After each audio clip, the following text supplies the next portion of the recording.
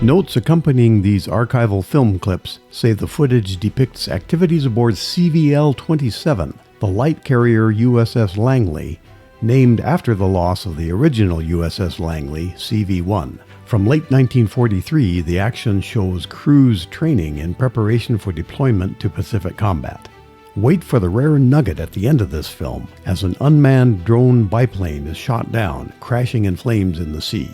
The U.S. Navy droned a couple of types of old biplanes for use as targets, ranging from Curtiss N2C2 trainers to F-4B-4A versions of that classic Boeing biplane fighter. Though the footage is distant and grainy, the general arrangement of the falling drone suggests it is one of the converted Boeing F-4B-4As.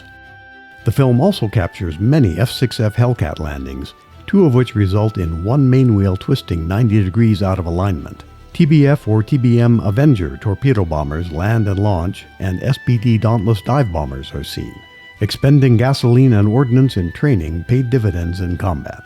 In January 1944, the new USS Langley entered combat with Task Force 58. For much of the rest of the war, USS Langley was in the thick of battle, returning to San Francisco in June 1945 for refurbishing and some modernization.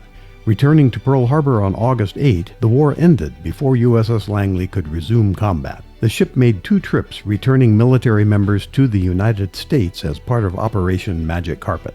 Placed in post-war reserve, USS Langley was transferred to France in 1951 as the Lafayette. The light carrier was returned to the U.S. in March 1963 and sold for scrap. I'm Fred Johnson for the Airrail Images channel. Thanks for watching.